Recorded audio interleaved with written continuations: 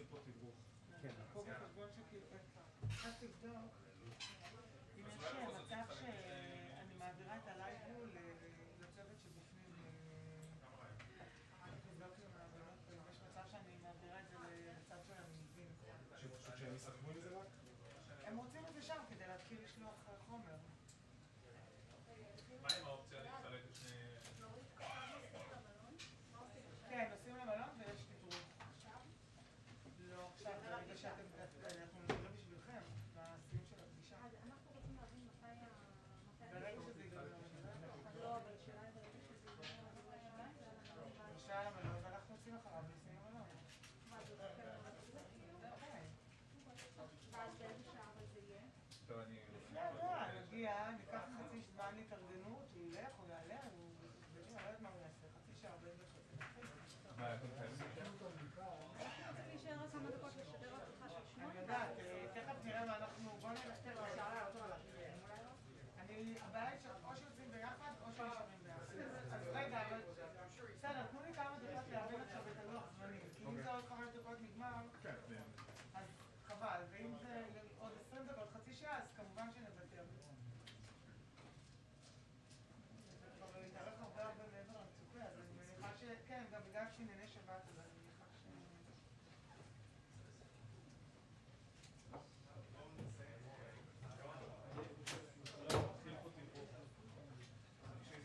צריכה לבדוק, אם הוא יושב בפינסמנטים, הוא לא יכול לעשות את זה משם, כי זה אסור להכניס את הציוד לשם, אם הוא יושב ברוב טכנולוגי, אולי. אז הוא אומר בואו נצא והיא תבדוק. אוקיי, בואו נצא בין עם הציוד ותבדוק עם הציוד. מה?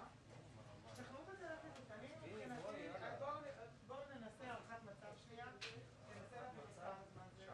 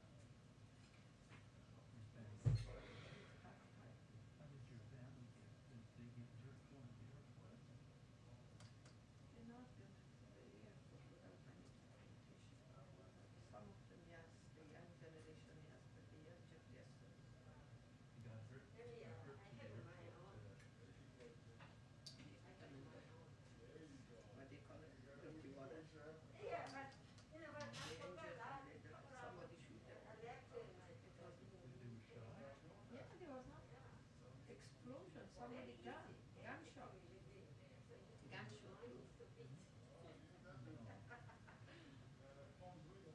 I wish we could stop this evil. Yeah, 1:45. Oh, okay, good. There's a pool now. God, please bless Nazir and her family Like just went out. Yeah, okay. with protection, healing. Get all the people that need to leave Afghanistan out of there safely. Thank you.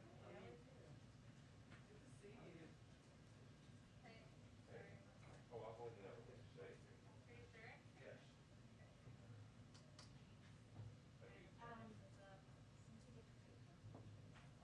I'm just seeing damage of the. May God bless our time crossing. Hey, You Kenny, can share your story. Hey, go outside. Do you think any link between Taliban and ISIS? Taliban and ISIS? I don't know, there's a link between Taliban and China. Taliban and yes, China tried to come to Afghanistan and China has been in Afghanistan. Military China wants the minerals in Afghanistan. take the mineral but don't kill Afghan civilians. They want the Taliban are going to serve the Chinese. Everybody want to take help them. advantage from my country. I know. Everybody. And China's wanting that. China, Russia, Iran, Pakistan, Yeah, they take advantage. Kill Afghan. yeah, they're very evil. I didn't eat, I didn't drink. This is 1 week. No sleep. And also, You yeah, need and I your recognize rest. the voice. And I saw some of it where I left. And for your blessings. So, yeah. Rest your Thank you very much. Really, very kind. good food. Everybody think that they got to die now. If they don't die by gun, they die by situation. Right. Yeah. Other terrible things.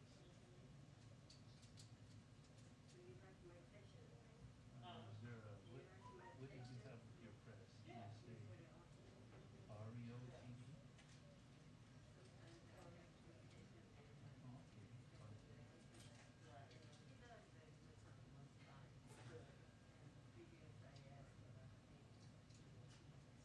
Is there plenty of water?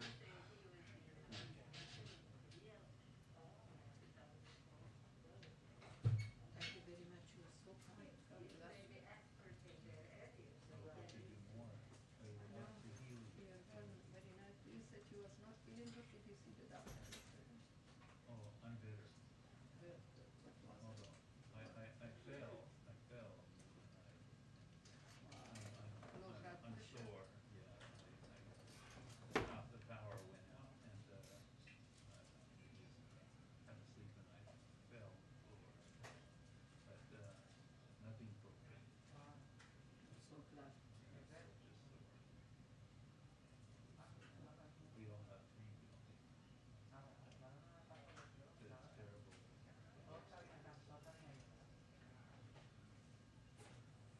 We cry out to God that you will see. I did cry all the time. I'm crying. We're just tired of crying. Cry doesn't make anything. We don't know why God doesn't punish the Taliban right away. Thank you for the pen. I'm gonna return it. Bless you, brother. But I know that He's going to punish them. Yeah, let me get some food from outside. Yeah, you need to. And if you feel up to, we can wait till you feel better.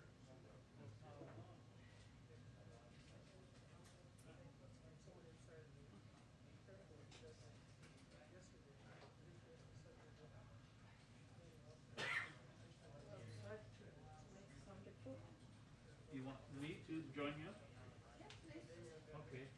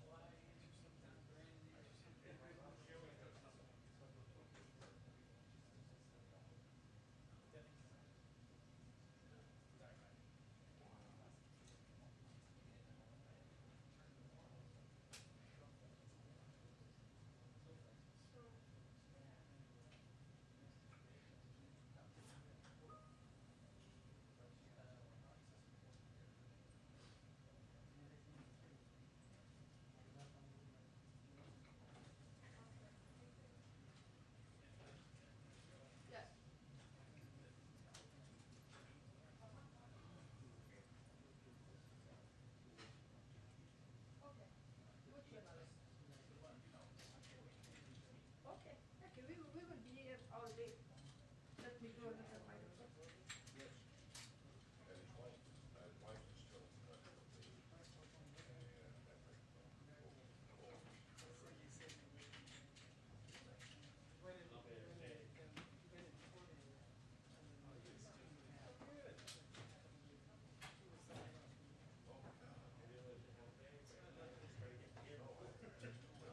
You're reaching around. It's the one in the back. There you go.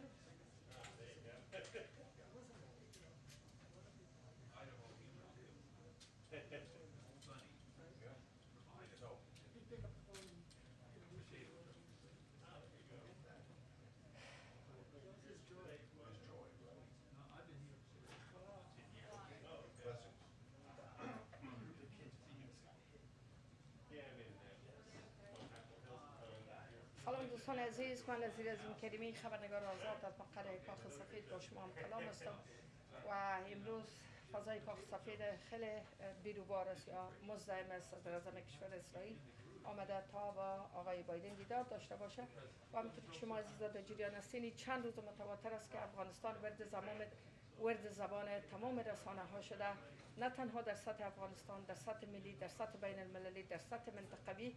خرد بزرگ پیر و جوان افغانستان میگه و تاسف میخوره به حال مردم افغانستان، تاسف میخوره به مردمی که تقریبا در حدود بیش از 20 سال در زیر سلطه یا در موج کمک های ایالات متحده امریکا و جامعه جهانی بود. متاسفانه به قول بعضی ایالات متحده مردم افغانستان در نیمه راه رها کرد و طالبان قوت گرفت، تمام افغانستان به اصطلاح فتح کردن و همزمان به او داعش یا آیسیس که هم دیروز ظهور کرد. شما دیدین که در میدان هوایی حامد کرزی تعداد زیادی از مردم بیگناه کشته شد و 13 نیروی نظامی آمریکایی که مرین میگن یا نیروهای نظامی آمریکایی که بر از اینا واقعا سخت است.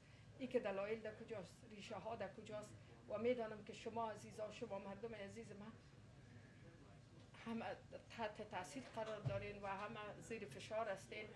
من بنده مخلص شما من حیث نظیره، من حیث یک خبرنگار در خدمت شما هستم تا صدای شما بی صدا را بکشم به می مقاماتی که اگر به قول بعضیا مردم افغانستان در نیمه راه رها کردن، از لحاظ روانی میفهمم که ما در یک حالت روانی بسیار خراب قرار داریم. چرا جنگ‌های فیزیکی تیر میشه و جنگ‌های روانی که به اصطلاح مرگ تدریجی است انسان خرد و خمیر میسازه، ولیکن توکل به خدا همه را مسپاریم به خدای پاک. همه مسلمانیم شکر.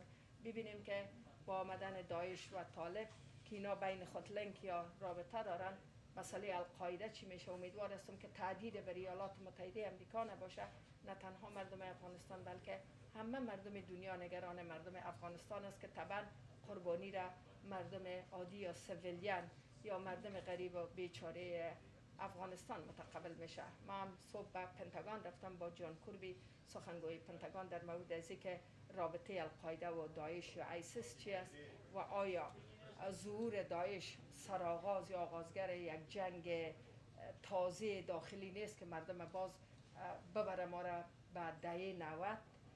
و جان کربی به سوالات پاسخ داد و گفتن که اما انتقالشان از میدان هوایی حامد کرزی هنوز ادامه داره. اینام نمیفهمن، اینام به اصطلاح ما در پچال شده. اما به عمل دیده شود که خداوند تصمیمش چیست با توجه به این آشفته بازار، اوضاع سیاسی، نظامی و امنیتی افغانستان و کدام سمت سو در حرکت خواهد بود. سوالات را از خانم ساکی سخنگوی قصر سفید مطرح کردم در مورد از که ظهور داعش چقدر نگرانی را بر مردم افغانستان به وجود میاره و آیا طالب و القاعده و آیسیس اینا با هم لینک یا رابطه دارن یعنی و آیا تهدید در آینده به اینجا نمیشه. به هر حال همه ما دعا میکنیم و امروی کلتان هستم. از مسیجایتان تشکر از اینکه جواب دادن نمیتونم. من کوشش میکنم که صدای همه شما باشم و پیام یا مسیج مشترک همه شما را برسانم. اول از من گپ من خداست عزیزا. میگه تا خدا بنده نواز است به خلقش چه نیاز، میکشم ناز یکی تا به همه ناز کنم. توکل به خدا. باز با اینا ما مطرح میکنیم که چی راه حل به وجود بیاید. چرا 38,000 یا 38,000 میلیون نفوذ 38 میلیون نفوذ افغانستان همیش نمیتونه که ترک وطن کنه و بیایه و از طرف دیگه بسیاری های ما و شما مادر وطن خود دوست داریم. کی حاضر است که مادر خود رها کنه؟ وطن و اصطلاح مادر در یک ردیف قرار داره. دیگه بنابراین جبر روزگار، مشکلات آدم بی وطن میسازه، بی مادر میسازه. به هر حال میفهم مشکلاتتان ما درک میکنم. از امو خاطر من صداهای خود با می زبان بی زبانی خود به هر تلویزیون، به هر مؤسسه که مرا میخواین، هر کس که صدا میکنه فقط میگم که فقط جنگ استاد شود. مردم دنیا از افغانستان دستور دارند. دیگه چشم خود برای منرال ما، برای آپیوم ما، برای پول ما، برای چیزی که در افغانستان است، من خواهش میکنم که از او دست بردارن و بگذارن که مردم افغانستان از خسارت بکشن. مردم افغانستان از جنگ خسته شدن. این سال است که در افغانستان به خاطر منفعت و امو بهره برداری خود هر کشور به افغانستان میره. آقای غنی یک عمر به سپورت یا به کمک همین مملکت زمامداری کرد. متاسفانه خودشان خار شد و به رقم اونا را از روی صحنه پس کردن. چرا ما تا آخر پپت باشیم؟ چرا ما علی دست بیگانه باشیم؟ چرا ما از خود استقلالیت نداشته باشیم عزیزا؟ من خود در نزدیک هستم. اگر زیر نظر شما یک آدم عادی هستیم، کل ما و شما بنده های خدا هستیم، ولی که با توجه به این که ما بین این جاها میاییم، اینا هر کس به فکر منفعت خود هستند. مثلا امروز صدر اعظم کشور اسرائیل اینجا آمده، اینا هر کس منافع خود در دست میگیرن، سرش فکر میکنن. و قول خانم هیلاری کلینتون یک وقت گفته بود که ما نه دوست دائمی داریم، نه دشمن نه دوست دائمی داریم، نه دشمن دائمی داریم، فقط منافع مشترک دائمی داریم. منفعت ما دائمی است، منفعت دائمی. بنابراین اینه میره ببینین که سیاستمدارا هیچ وقت عاطفه ندارن، سیاستمدارا هیچ وقت تعهد ندارن، ابرقدرت‌ها هیچ وقت تعهد دائمی ندارن. و در این قسمت اما چیز آسیا کن، چیز گندم تر، چیز اینا بی‌وفایی کردن، چیز دلیل بی‌وفاییشون که در افغانستان هیچ ما یونایتد نشدیم، ملت سازی نشد، ملت نشدیم و بالاخره اینا هم خسته شد که اینه بالاخره با طالبان آمد و بعد ظهور داعش شما میبینین. این که باز القاعده هنوز بابای کلانشان اون طرف مانده. 25 یا 30 گروه افراطی یا تروریست یا تروریسم در جهان است. دیگه آینده مردم افغانستان با توجه به این آشفته بازار گروه افراطی چی خواهد شد خدا میدانه. اما ما امیدوار هستیم. توکل به خدا میگه تاریشه در آب است، امیدی ثمره است. نظیر عظیم کریمی، خبرنگار آزاد، مقر نظیر عظیم کریمی، خبرنگار آزاد، مقر کاخ سفید، واشنگتن دی سی.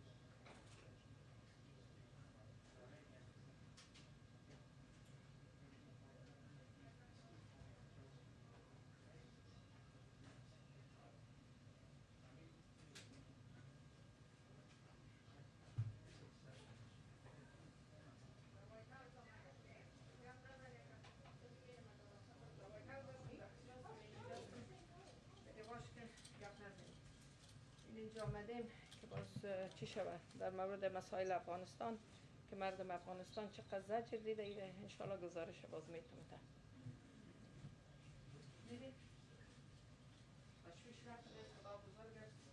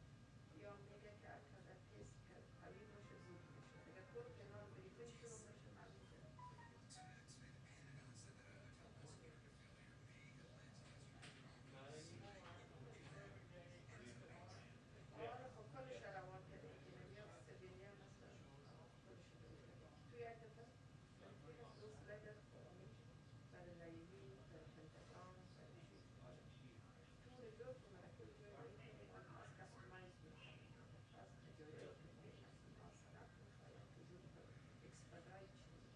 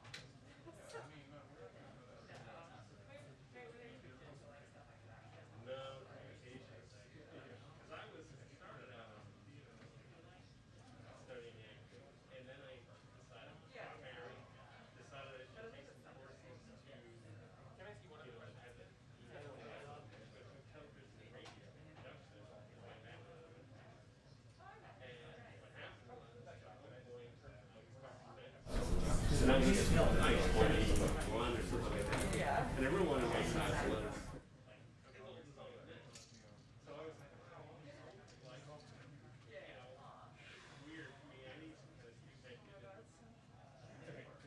I'm gonna sit there for a minute. so right when school paper, that I started freelancing some Tuesday, the New York Times, and things like that. And that it just, that was it. It's like, all right, I'm a journalist now. Okay, I did a lot of reporting on Long Island and news like that. Then, newspapers were the hardest freelance because they said, if we don't like to hire anyone, just like you grew up here and you just get here. More experience. So I tried to help with the daily paper and ended up with the daily paper cover reporter there. And then jumped to being the environmental reporter. Pretty interesting. And then came up with it, and each time had its own, like even local papers made their own kind of stuff. I kind of started specializing over there, so that's how I was read. But I did all kind of like hopping in legal publishing and hopping over here. Usually the report and things like that.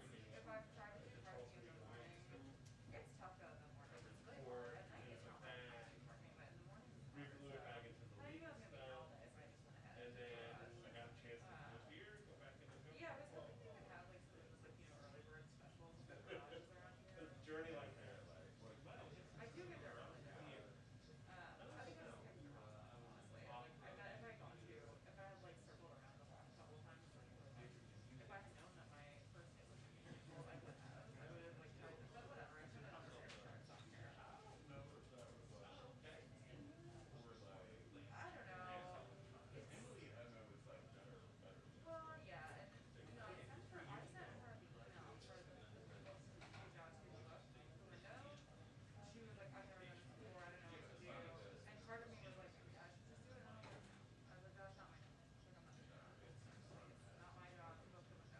Is that it's different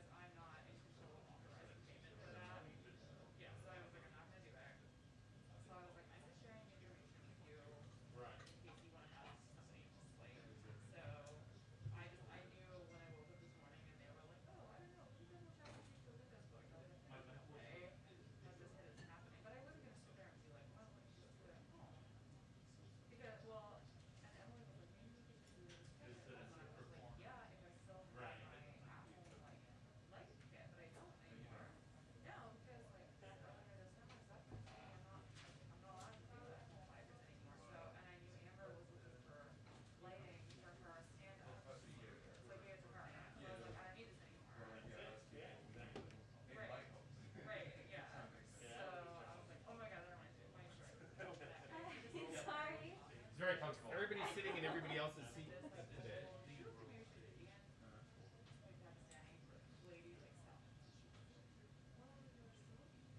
I used to think your arrival actually heralded the imminent start of the meeting, but sometimes it doesn't anymore.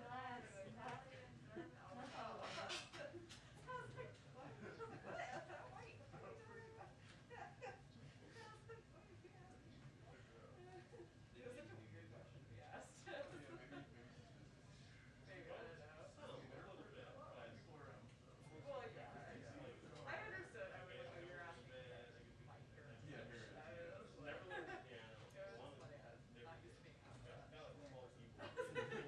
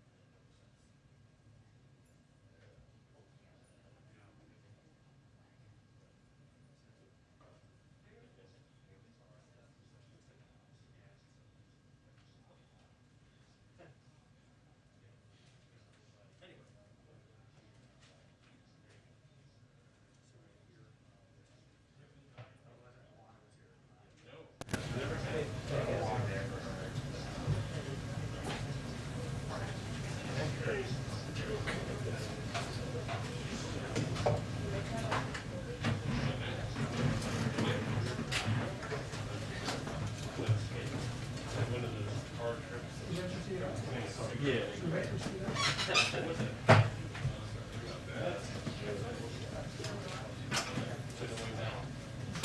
again. $100 a shot. Pretty stuffy again. $100 a shot. Yeah, right. That makes it look.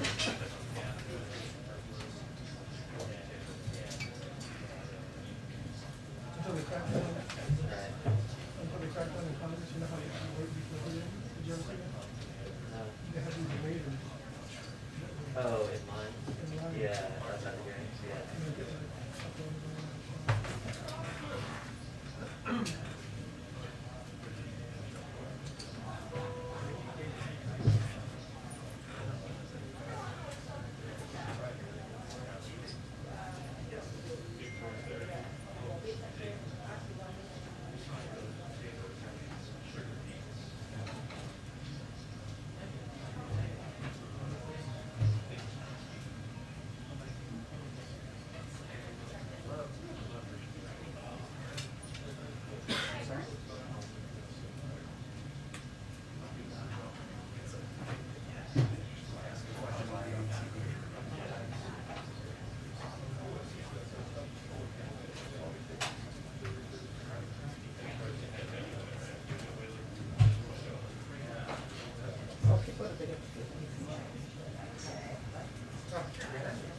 Is that Brian?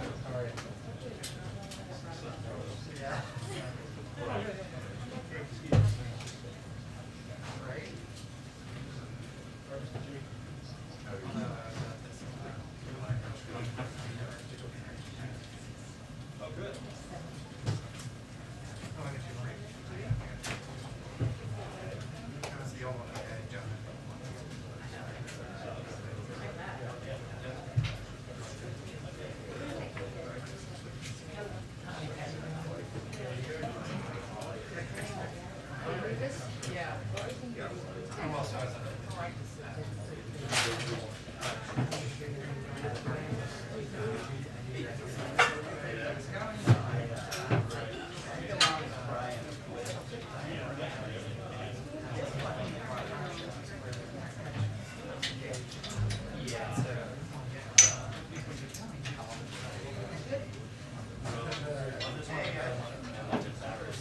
We're coming in September month, is my month.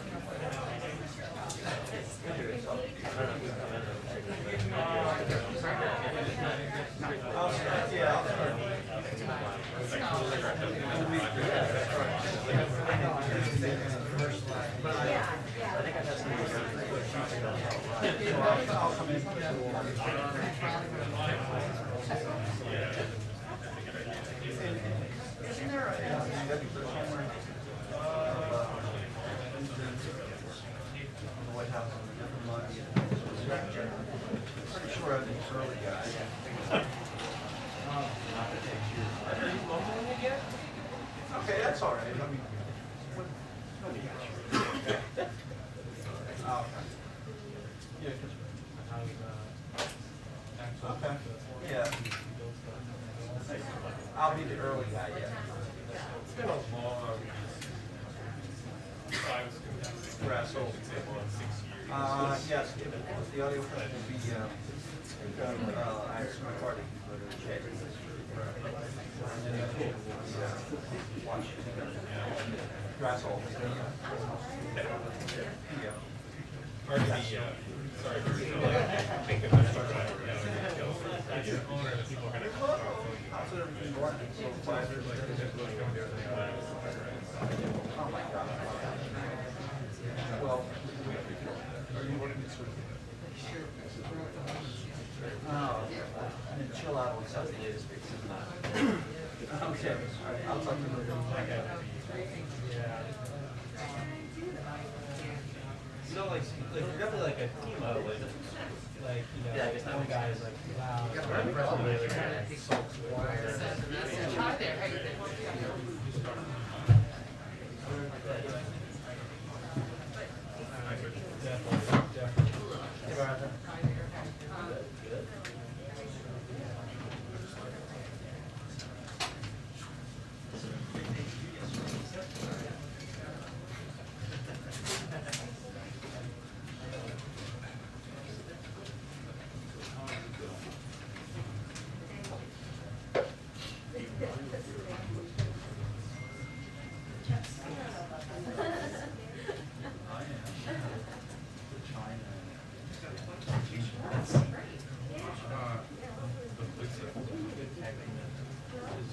I know.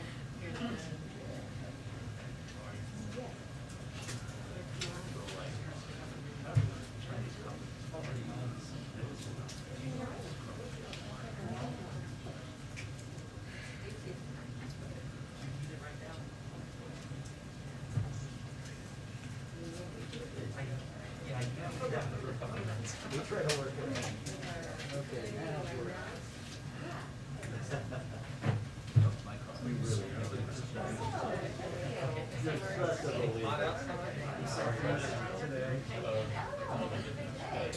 That is so endearing.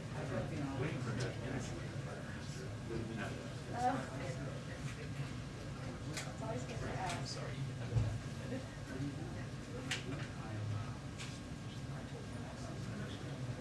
This was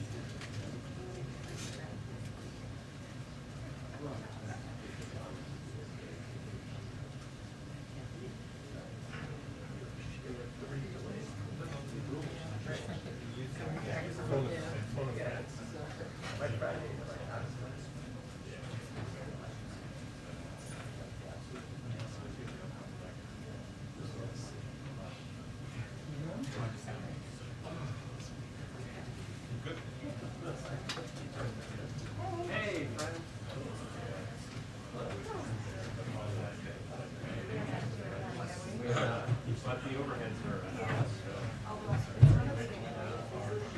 Oh, really? Oh, no, that means.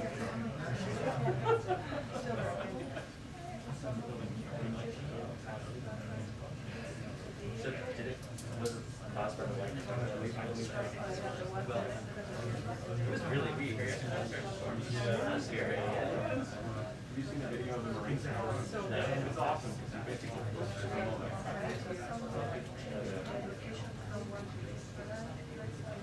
Right.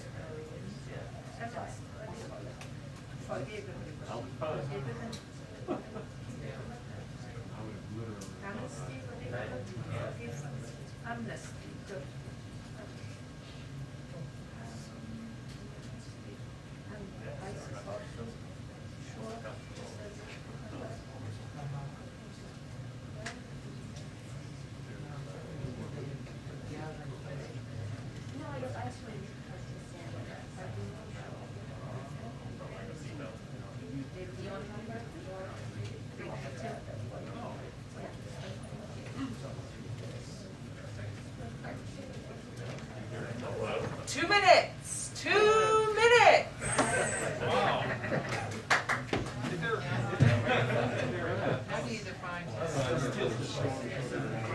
Oh, is that right?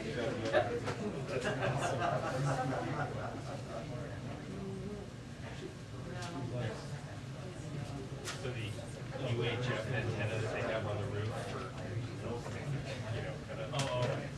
Broke their system. Sure. You're too young for that.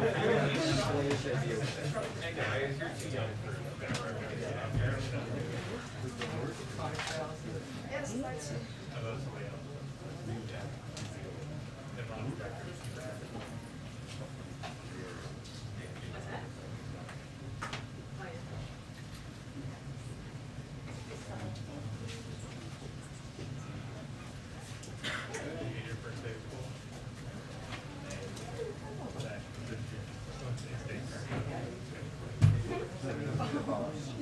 Yes, I did. Yesterday. Did you get a haircut? Couple. We'll see what comes of it.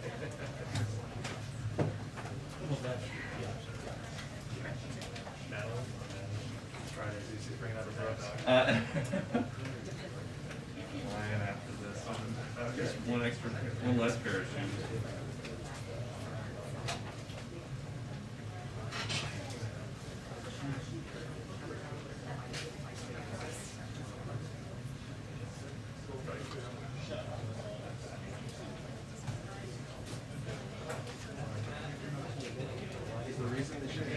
So you're just there's everybody.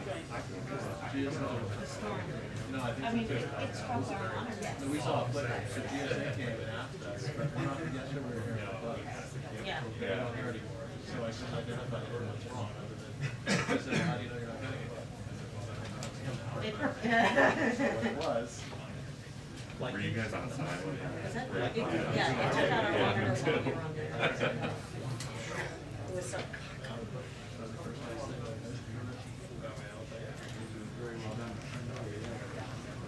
Good afternoon, everyone. I have a couple of items for all of you at the top. On COVID-19 response, we just got today's vaccine report, which Jeff Zients, our COVID coordinator, touched on during his briefing this morning. But for the rest of you who weren't a part of that, the report is nearly 1.1 million shots in arms. 1.1 million is the highest single-day total shots since July 3rd, which is a good sign. So far in August, we have gotten 12.5 million first shots into arms. That's already 2 million more first shots than in all of July, with several days still left to go to add to that total. Importantly, we've now hit a major milestone in our effort to vaccinate adolescents at a particularly important time as people go back to school. 50% of 12 to 17-year-olds now have at least their first shot. Obviously more work to do, but a positive step forward. Also wanted to note that today the Department of Health and Human Services Secretary Javier Becerra announced $85 million in funding to improve mental health services for our nation's children and youth, which is of course a priority for the Biden-Harris administration as a part of our push to get kids back to school safely and address the impact of the pandemic on them. Specifically, he announced the Health Resources and Services Administration is making 24 awards totaling $10.7 million in funds from the President's American Rescue Plan to expand pediatric mental health care access by integrating telehealth services. For example, actions like technical assistance for pediatric care providers to diagnose, treat, and refer children and youth with mental health conditions and substance use disorders. And this will also, the Substance Abuse and Mental Health Services Administration is also granting 29 awards totaling $74.1 million to enhance mental health services for school-aged youth. So as an example of that, Project AWARE, which stands for Advancing Wellness and Resilience in Education, will use its funding to help raise awareness of mental health issues for young people and train school personnel. Also wanted to note that today we're announcing that President Biden has directed the Department of Homeland Security to serve as the lead federal agency coordinating across the federal government to relocate evacuated Afghans to the United States. Already, DHS has been working closely with agencies across government, including our military, diplomats, intelligence community, and law enforcement professionals, and many others, to ensure that all Afghans are screened and vetted prior to being allowed into the United States. Additionally, all evacuees will continue to undergo extensive COVID-19 and public health precautions, including immediate COVID-19 testing and offered vaccines upon arrival. DHS will also coordinate with numerous other federal agencies to ensure that relocated Afghans have access to medical care and sufficient support to enable their successful resettlement in the United States. The President is grateful for the critical role the dedicated workforces across the federal government, including our military servicemen and women, diplomats, our intelligence and law enforcement professionals, and many others are in implementing this effort. Finally, this afternoon, the President and FEMA Administrator Deanne Criswell will host a call with the governors of Louisiana, Alabama, and Mississippi to discuss ongoing preparations for Tropical Storm Ida, which is expected to make landfall on the Gulf Coast as a major hurricane on Sunday. As some of you may know, Sunday is the 16th anniversary of Hurricane Katrina, which caused widespread devastation, claimed more than 1,800 lives, and displaced so many families. The FEMA Administrator was in Louisiana yesterday. She met with Governor Bell Edwards and the State Emergency Management Director to discuss how they're mobilizing to prepare for what could be a very dangerous storm hitting a region that has been heavily impacted by the Delta variant. And the President will be closely tracking this and receive updates through the course of the weekend. Amr, with that, why don't you kick it off? You put out a statement not too long before we came out here that had some pretty sober language in it about the latest briefing the President has gotten from his national security advisors, namely that attack is likely. I know you're limited, but is there any more specific specificity you can offer on what that threat is? And secondly, what does it mean for the evacuation? Does the intel in any way also, and changes that need to be made, limit or restrict the ability to continue or get as much done with the mission through August 31st? Sure. Well, I think many of you may have seen the statement I put out this morning, but just to highlight the reference I believe Amr was making, what I conveyed in the statement was that the national security team the president met with this morning advised the president and vice president that another terror attack in Kabul is likely.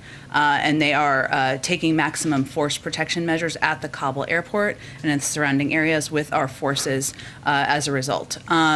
I will note that the Department of Defense also just gave a briefing this morning, and I will echo some of the descriptions that they offered. The threat is ongoing and it is active. Our troops are still in danger. That continues to be the case every day that they are there. This is the most dangerous part of the mission. This is the retrograde period of the mission. And what that means is that this is the period of time when the military, commanders on the ground, and forces begin to move not just troops home, but also equipment home. And that is often a very dangerous part of any mission. But in this case, they're also doing that while there is an ongoing and acute threat from ISIS-K.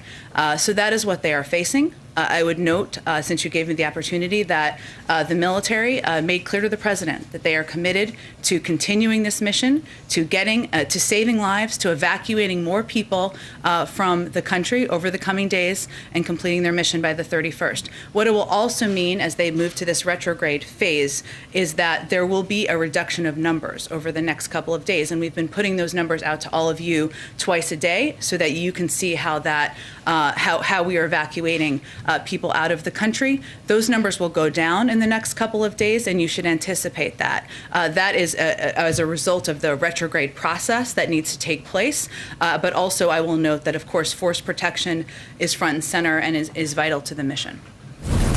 One more. President Biden told reporters in the Oval Office during his meeting with the Prime Minister, they talked to Dr. Fauci today about the prospect of giving booster shots after 5 months instead of 8.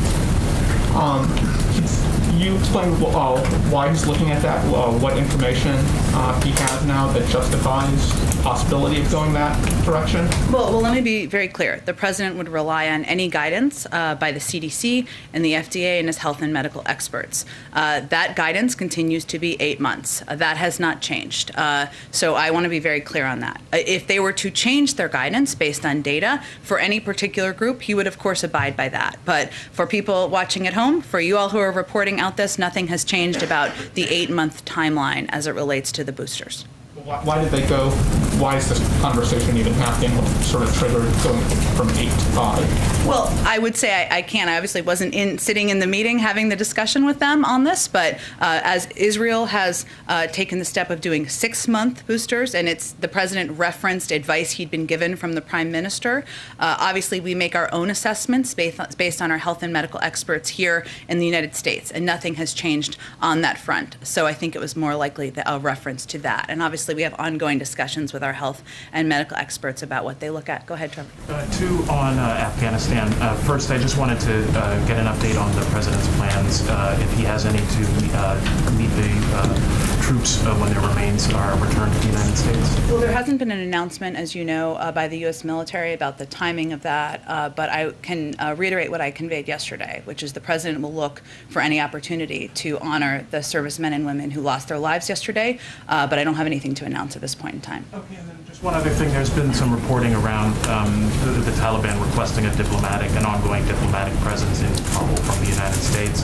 Could you talk a little bit about what the thinking is here at the White House about whether that's appropriate and how or if that would happen after after the end of August? Well, I would say first that we are looking at ways, and I will refer to our Secretary of State and the State Department here to continue to engage. I'll note something I said. I know this wasn't exactly your question, but just to get it in here, that the President did direct the Secretary of State to continue diplomatic efforts with international partners to secure means for third country nationals and Afghans with visas to leave the country even after the U.S. military presence ends. A part of that would certainly be having a coordinated approach and engagement with the Taliban, because in order to continue to evacuate any American citizen who was not yet prepared to leave, who wants to leave, third country nationals and Afghans with visas, we will need to coordinate with the Taliban. That does not mean or translate into a presence on the ground. As we've noted, we are pulling our presence out by the 31st, and that has not changed. Go ahead. Senate Foreign Relations Committee Chair Bob Menendez put out a statement that said, in part, we can't trust the Taliban with American security in terms of in the wake of the attack yesterday.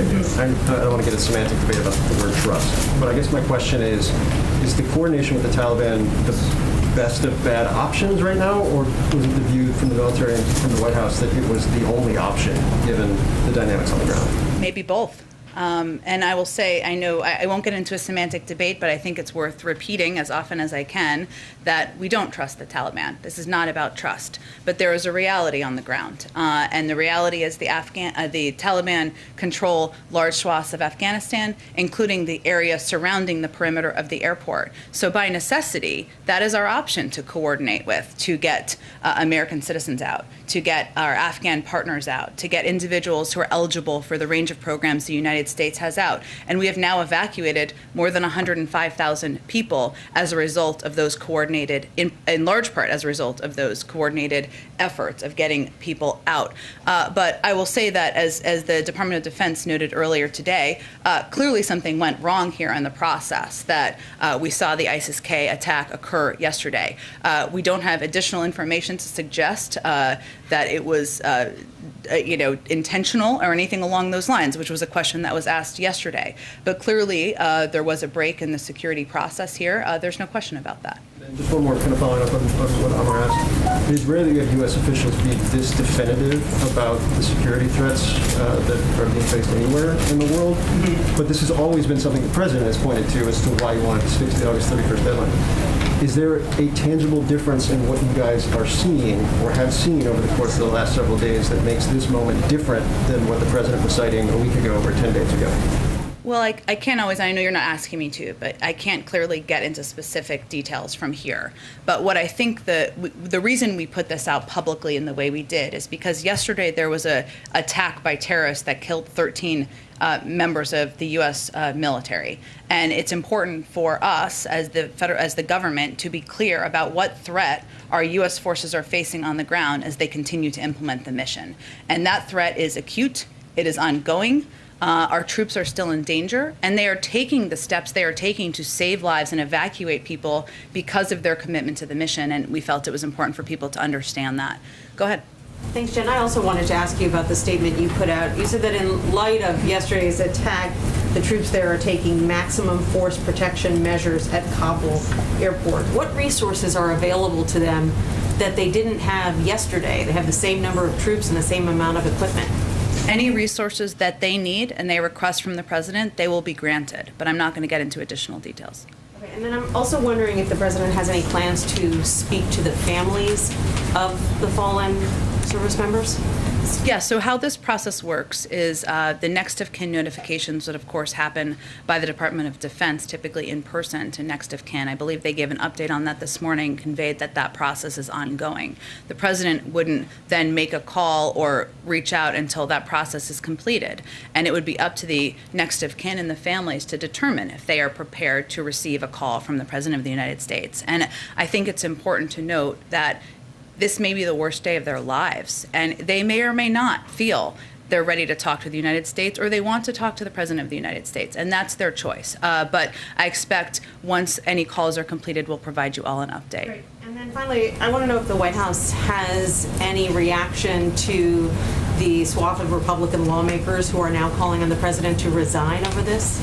Well, Nancy, I have to say that seeing some of this occur or be called for or be put out on Twitter, the backdrop here is the U.S. men and women of the military deployed on the ground are bravely continuing to implement a mission to save lives on the ground. American citizens, Afghan partners, many people that some of these same individuals are calling for us to evacuate. Yesterday, they lost 13 of their own, and the president made absolutely clear that we are going to hunt down, go after, and kill the terrorists who are responsible.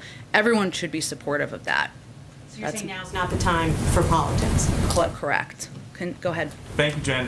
When the president says, we will hunt you down and make you pay, what does that look like? Is he going to order a mission to kill the people responsible, or would he be satisfied if they are captured and brought to trial? I think he made clear yesterday that he does not want them to live on the earth anymore. Okay. And as the U.S. is coordinating with the Taliban about security for the next couple days, some of the people running security for the Taliban in Kabul are terrorists with millions of dollars worth of bounties on their heads. Are we going to try to bring those known terrorists to justice before we leave the country?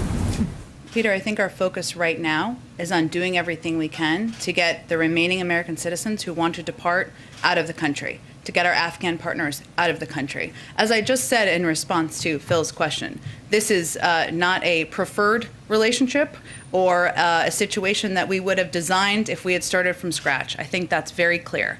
But right now, we need to continue to coordinate. That's our focus for the next couple of days. And the last one, you said that you think we're going to have a great deal of leverage over the Taliban after we leave.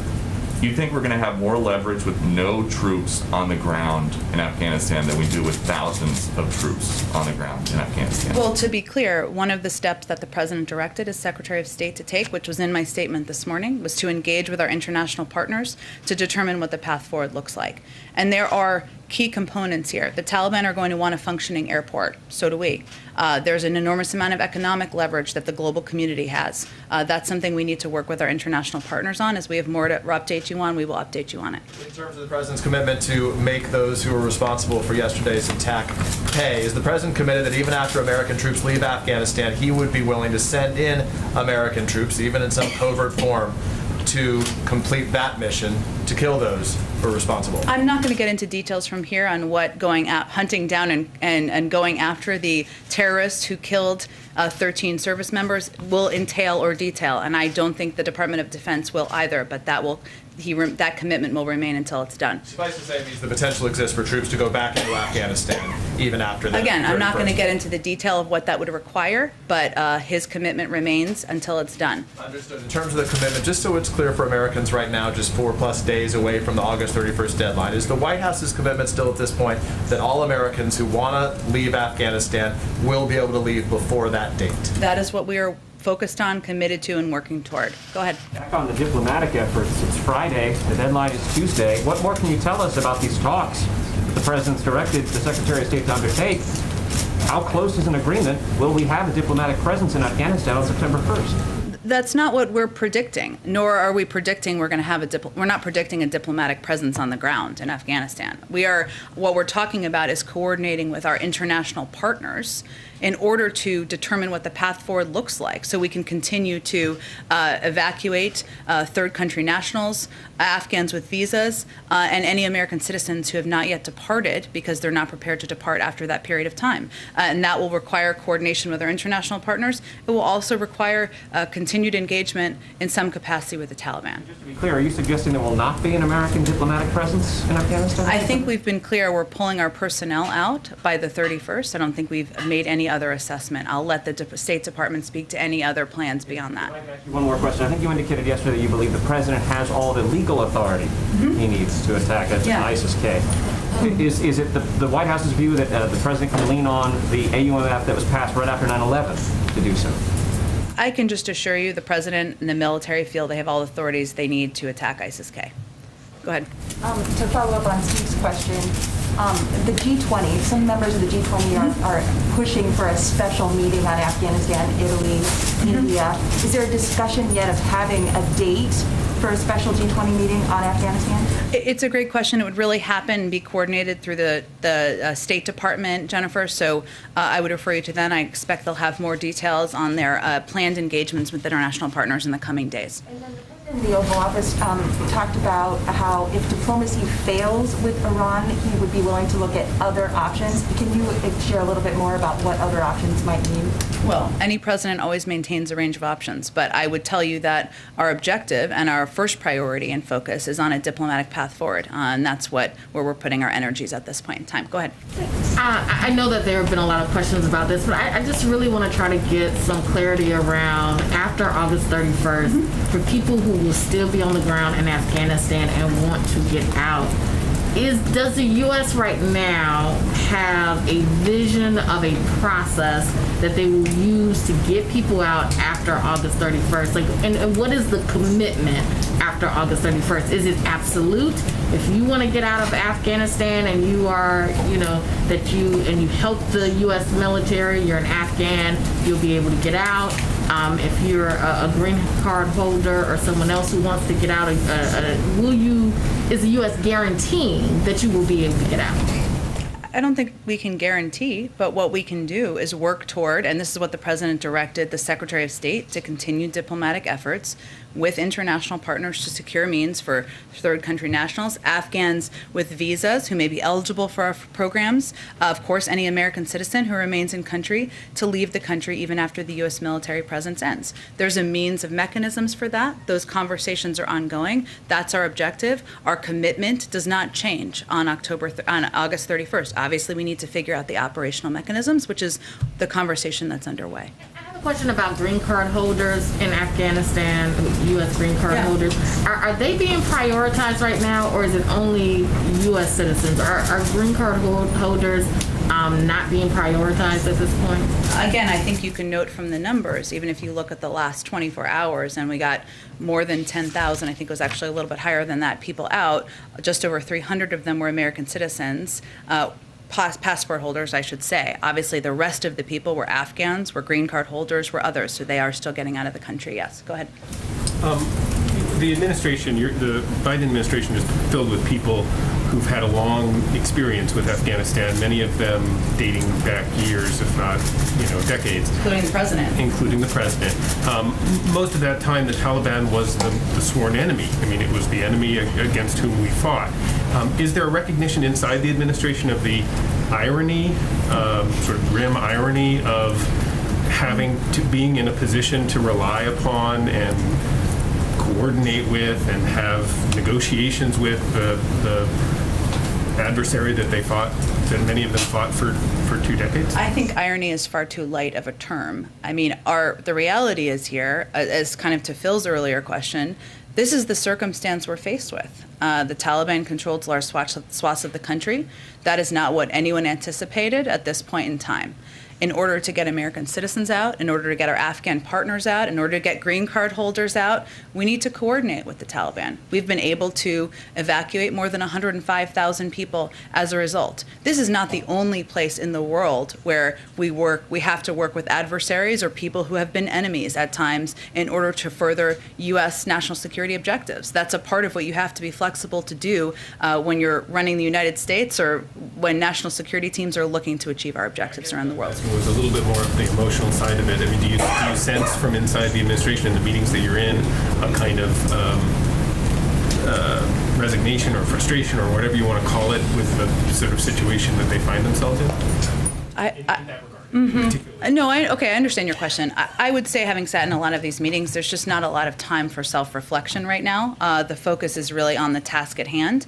And even as we're talking about these threats that are acute and ongoing and increasing, we're focused on that and what the information is that's incoming, what steps we can take to get more people out over the coming days or the remaining days. So I wouldn't say there's a lot of focus on self-reflection at this point in time. Go ahead. Yeah, thanks, Jim. What is the White House's reaction to the Supreme Court yesterday overturning the CDC's targeted evictions moratorium? Does the White House now want Congress to act to issue a new moratorium?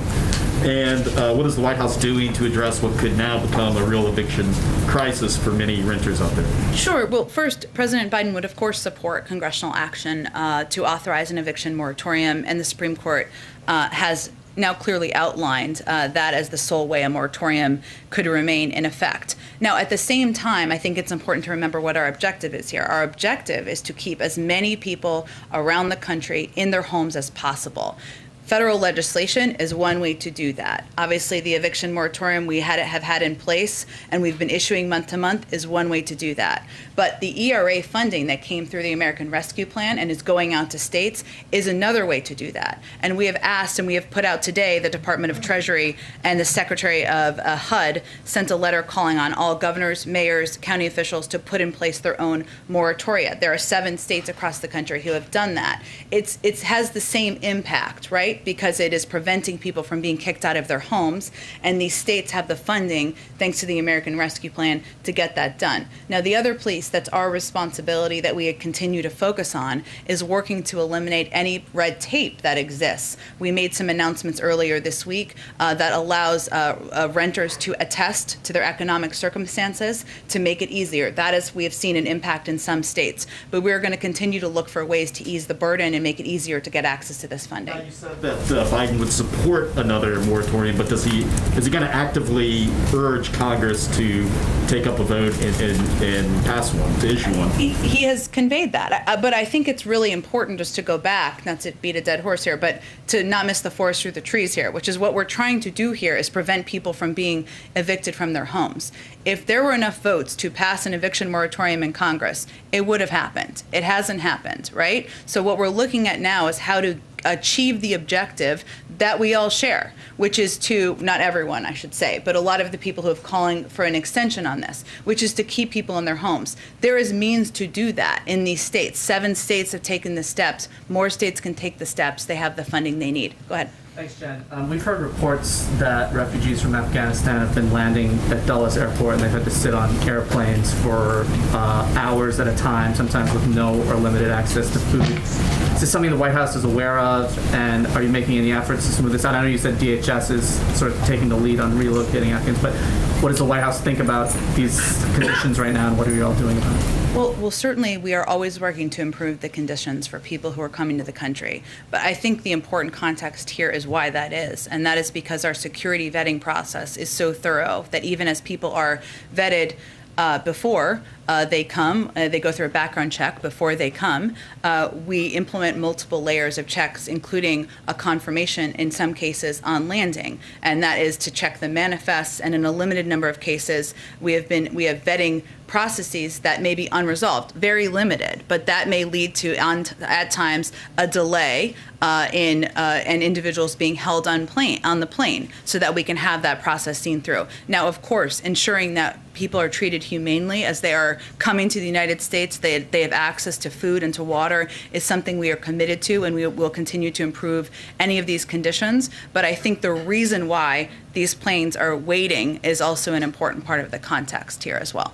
Follow up on one thing. I know earlier you addressed some of the Republican criticism of the president, but what is your message, what is the White House's message to Democrats who have expressed substantive concerns about the withdrawal from Afghanistan? Do you have any message to them or response to some of their criticism? Is there a specific piece? I mean, Congresswoman Susan Wild, for example, has said that, it's clear to me that we could not continue to put American service members in danger for an unwinnable war, but I also believe that the evacuation process appears to have been egregiously mishandled. So what's your response to something like that? Look, I don't have any direct response to any member of Congress, but what I will say is that it is easy to throw stones or be a critic from the outside. It is harder to be in their arena and make difficult decisions. And the decisions that a commander-in-chief has to make include among difficult options, right? These were the options. You send tens of thousands of more troops in Afghanistan to potentially lose their lives. That's an option. Some support that. That's their prerogative. You pull out and you don't put anyone at risk, you don't put troops at risk, and you don't evacuate more than 105,000 people, that's another option. The option that he has chosen, in coordination and based on the recommendations with his military commanders and advisors on the ground, is to implement an evacuation that has saved the lives potentially of more than 105,000 people, certainly at risk of the men and women who are serving in the military, as we saw by the events of yesterday. That's the choice he's made. Jen, apologies for my my colleagues, but like you guys have said repeatedly, presented this idea that there were only two choices.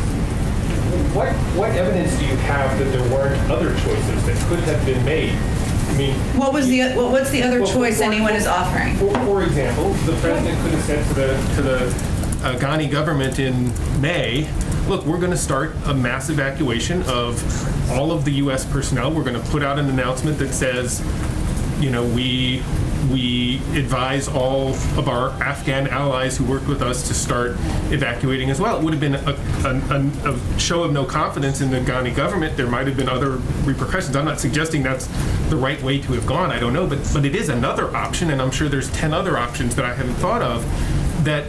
So why do you present it as these being the only two options? There are, of course, other options, but there are consequences to every option. That is my point. So let's take your example.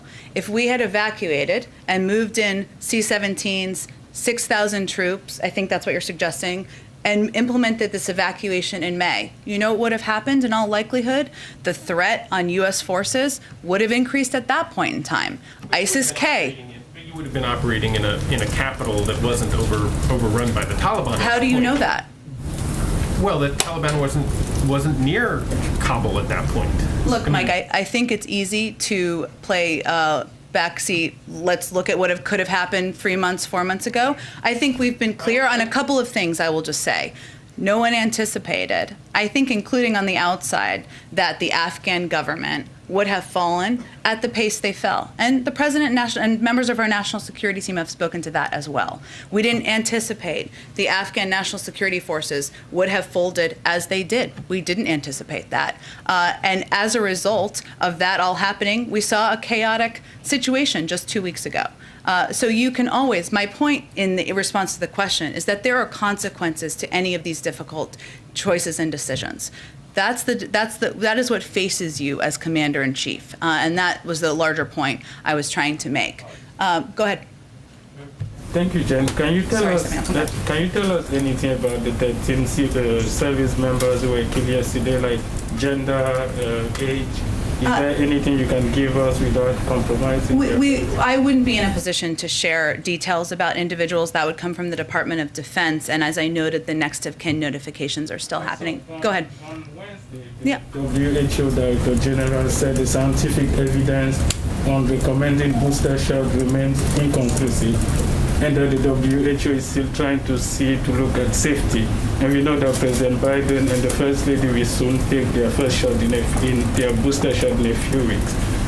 Are you concerned that the president will take maybe a booster shot that is not scientifically, that has no scientific evidence? No, it was approved by our FDA and recommended here in the United States, and that's the gold standard of this type of data review. Go ahead. In the last 24 hours, we understand that approximately 12,000 people have been evacuated out of Afghanistan. Yes. We know that for security reasons, you can't get specific on what security plans are in place, but generally speaking, can you say if any of the protocols or plans on the ground have changed to enable these evacuations safely, despite the threats that are currently there? Sure, I understand your question, and certainly they adjust and make adjustments on the ground. The commanders on the ground do in order to keep their troops safe, in order to successfully evacuate more people from the country. And as you noted, we're obviously not going to get into those details from here.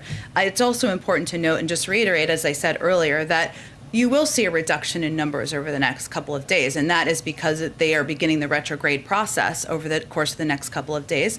They will also be mindful of troop posture and keeping the men and women of our military safe to the degree they can.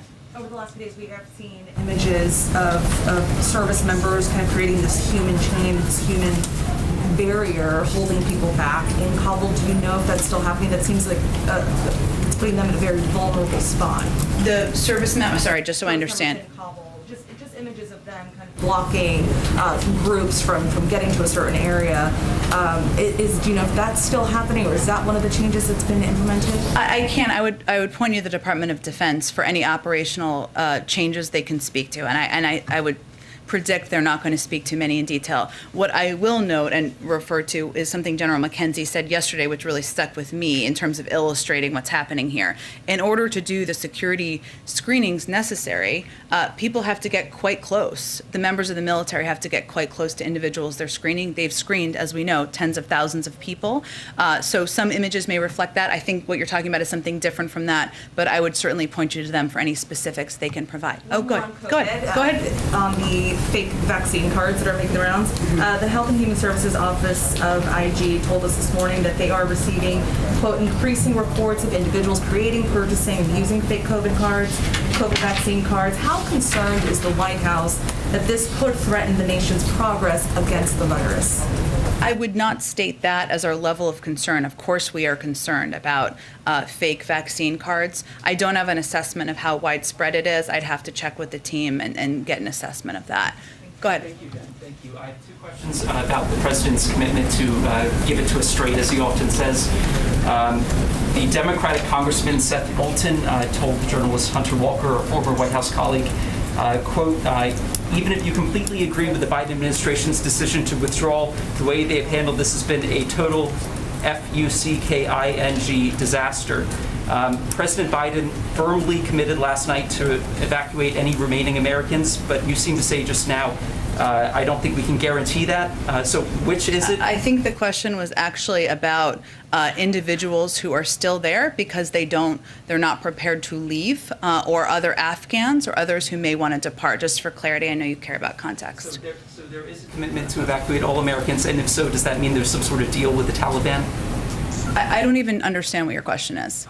The question is that the airport evacuation obviously was disorganized, is criticized even by Democratic congressmen. Is there actually a plan behind President Biden's commitment to evacuate any remaining Americans? I think the fact that we've evacuated more than 105,000 people, including, and I can give you all the latest numbers, which I know the State Department is giving or is about to give. So of those evacuated since August 14th, we've evacuated at least 5,100 U.S. citizens, likely more. We've received confirmation within the last day more than 300 additional Americans were evacuated. Based on our outreach, there are approximately 500 American citizens we are currently working with who want to leave, and we are communicating directly and in direct contact with them. That speaks to our commitment, I think. My second question on the topic is, yesterday the conservative transparency group, Judicial Watch, released Secret Service records on dog bites involving the first dog, Major. One email said that Secret Service agents were bitten every single day for 8 days from March 1st to March 8th, and that a White House visitor was as well. At a March 9th briefing, you only described one biting incident to us and described the dogs as being whisked back to Delaware on a pre-planned trip to visit family friends. Obviously, that is not the world's most important story, but it is significant because we expect honest information even for minor stories. So can you explain to us why there was a kind of misleading account presented to us? And if we can't get honest information about minor stories, why should we have faith in the administration's account for larger issues like Afghanistan? I know you do keep the dog in the news in the briefing room, so thank you for that. As we've stated previously, Major has had some challenges adjusting to life in the White House. He has been receiving additional training, as well as spending some time in Delaware, where the environment is more familiar to him and he is more comfortable. I don't have any additional specifics, but I think that speaks to where Major is located, to be fully transparent and your ongoing interest in the dog. Go ahead. Unfortunately, these evacuations are happening during a pandemic. Can you tell us a bit about, are these, I believe there's a quarantine, but are these people being vaccinated? Because I know that the percentage of Afghanistan population it's less than 5% that are vaccinated. Sure. Let me give you kind of an update on this because I know there was a story out earlier today, and I can give you a bit more detail on it. So let me just find all the details. Well, I can tell you basically that individuals who come in to the United States are offered a vaccine. For those who are coming in on the condition on parole as parolees, it is required. It is a condition of their parole to the United States. But we have made this available at Dulles, and we are continuing to look for ways to expand access to the vaccine to other places where individuals are landing to provide it as quickly as possible on landing. In terms of what steps are taking, everyone is tested upon arrival, and steps are taken if individuals test positive to quarantine them. Obviously, American citizens are asked to quarantine, and like any other American citizens, that would be something they would do on their own. Go ahead. The president pledged to hunt down people responsible for this attack. How do you prevent that from becoming an open-ended mission, much like the previous, targeting of terrorist groups in Afghanistan?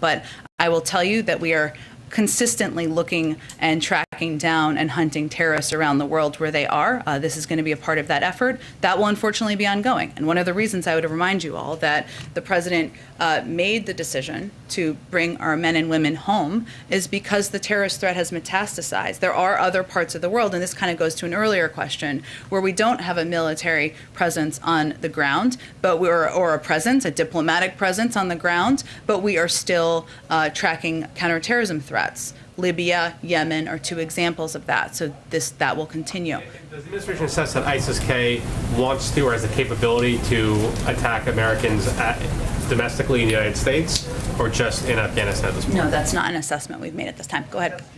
To ensure... Is today your last day? Yes, it is. Well, thank you for your services in the media. We decided there were too many Steves in the briefing. There are a lot of Steves. I will look into that.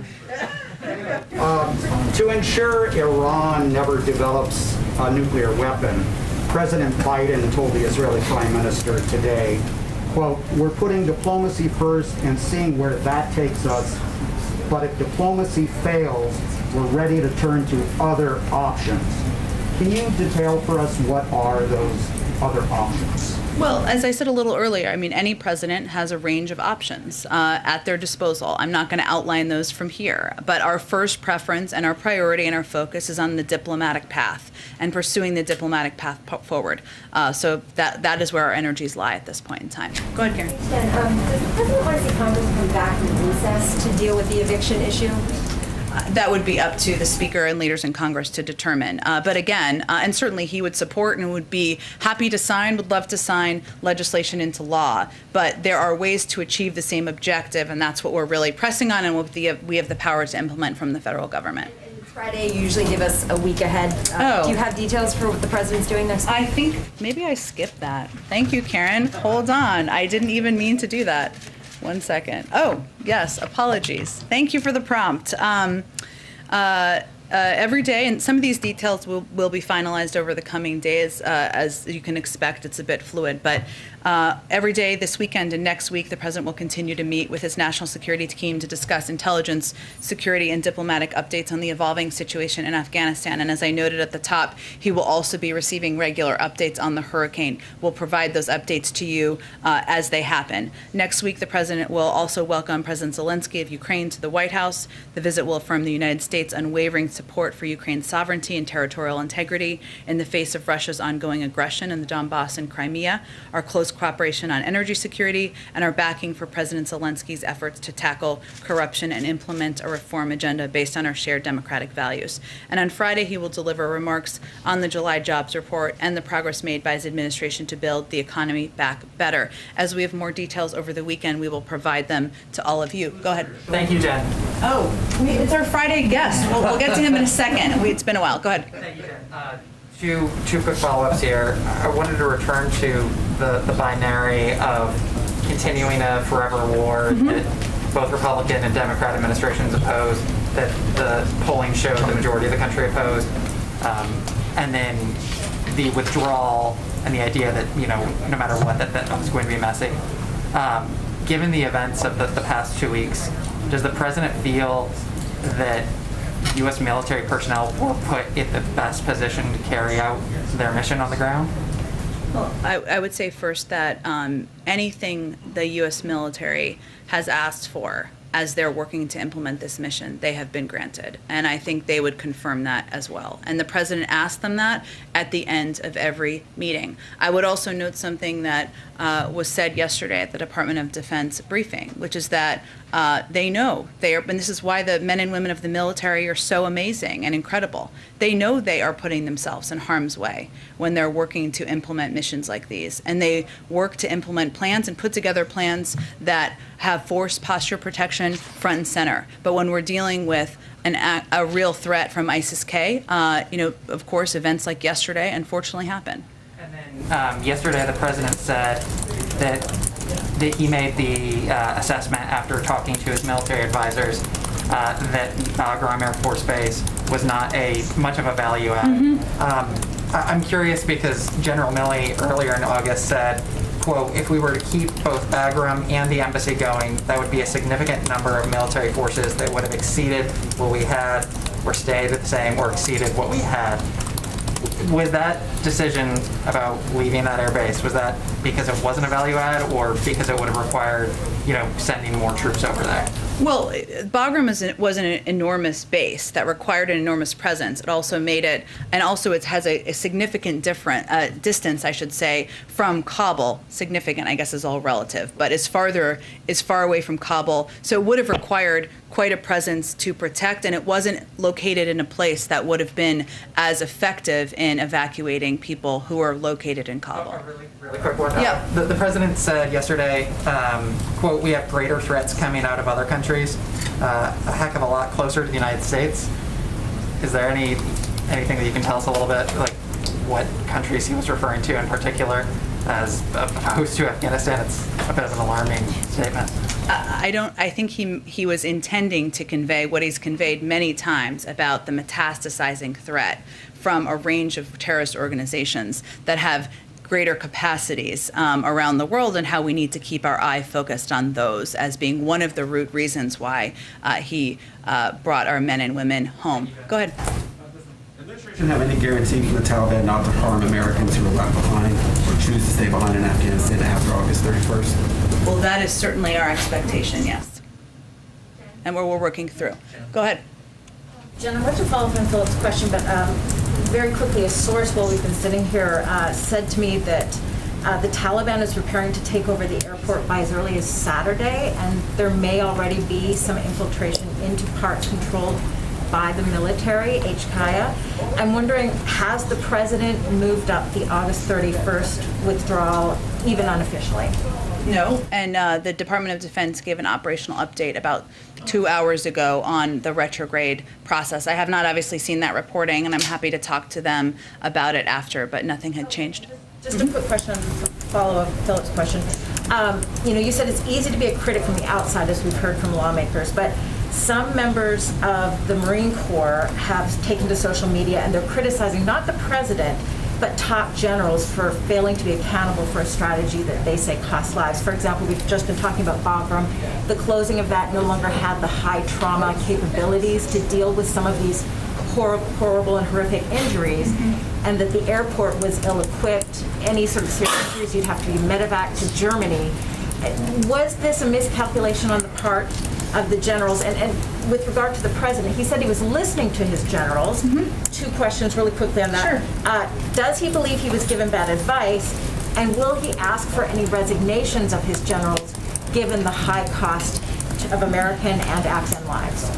No to both of those questions. I think that what the president looks at the events of yesterday as a tragedy, and one that was felt viscerally by the leaders of the military as well. And losing members of your men and women working for you from the service branches is devastating. It's devastating for the president. It's devastating for the leaders of the military as many times as it has happened. And it is a reflection on all of them and the people on the ground that they are continuing to implement this mission even under difficult and risky circumstances. Go ahead. Just as a follow-up to the previous question, Republican lawmakers have really targeted Secretary of State Blinken. They went so far as to introduce impeachment articles today.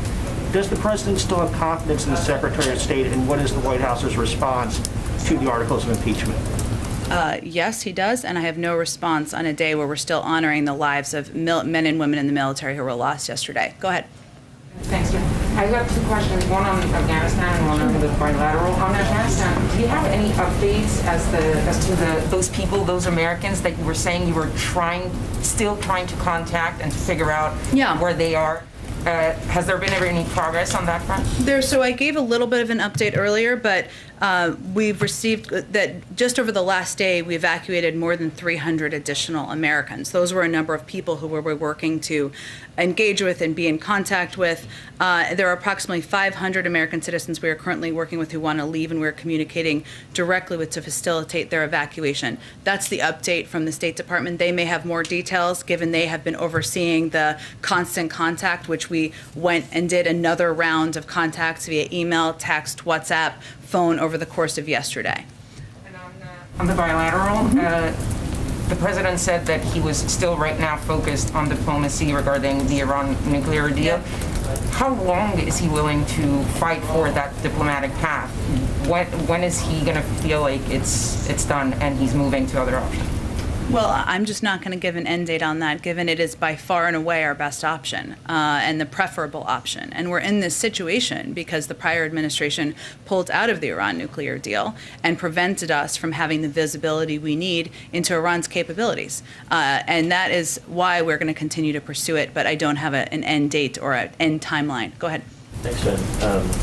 Justice Breyer gave an interesting interview to the New York Times today. I know there's a lot of sensitivities about looking like you're pushing out of justice, but I'm wondering if the White House has made any preparations for a potential Supreme Court justice opening. Again, it's going to be up to any sitting Supreme Court justice to make a determination about their timeline and how long they'll stay. And has the president reached out to any governors about the lack of rental assistance aid that has actually gone out in states? I know, the federal government can only control so much, but I'm wondering if the president has reached out to governors specifically to urge them to get that aid out. Well, I would say that we have had a number of members of his cabinet and senior officials who have been engaged directly with governors about how to get the aid out, and a number of the steps we've taken to cut the red tape and make it easier from the federal government has been a result in part of these discussions on what can make it easier to get the money out. Yeah, go ahead. Oh, sorry, go ahead. Thank you very much, Jen. About the relations with the Taliban, looking forward. So the US obviously has got some ongoing asks of the Taliban, like some cooperation on helping to get future people out. Yep. And presumably looking for these Islamic State folks. What are the Taliban asking in return? Are they asking for recognition? Are they asking for an embassy to be put back there? What's their kind of big ask? I think I should be really clear here. There's no rush to recognition of any sort by the United States or any international partners we have talked to. I am, as I've said in the past, blissfully not a spokesperson for the Taliban. So I would ask you to ask them that question as to what they want. Go ahead in the back. You talked earlier about COVID screenings for evacuees as they are coming in. Do you have any information or indication of what the positivity rate is? And can you say how many times are these evacuees being tested? You said that they're being tested in Kabul. Are they being tested again once they arrive in the US? They're tested when they arrive here. Can you say what the positivity rate is? I don't have that information. I will see if the Department of Homeland Security has it. Vaccines that were donated to. And I would just reiterate, individuals who test positive are quarantined and separated. So that is how that is handled. Can I ask about the U.S. has donated over 3 million COVID vaccines to Afghanistan. The UN put out a report this week saying that the number of vaccinations in Afghanistan has significantly dropped since the Taliban took over.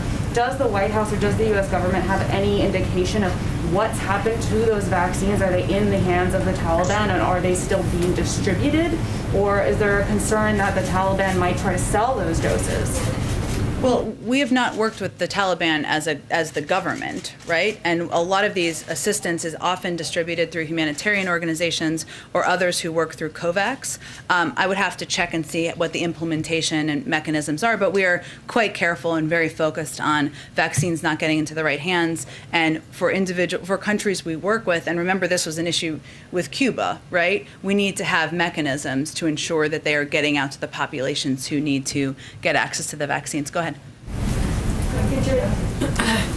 I would like to ask you, there is link between Taliban and ISIS because the Taliban release from the president from the jail based of U.S. and Taliban agreement.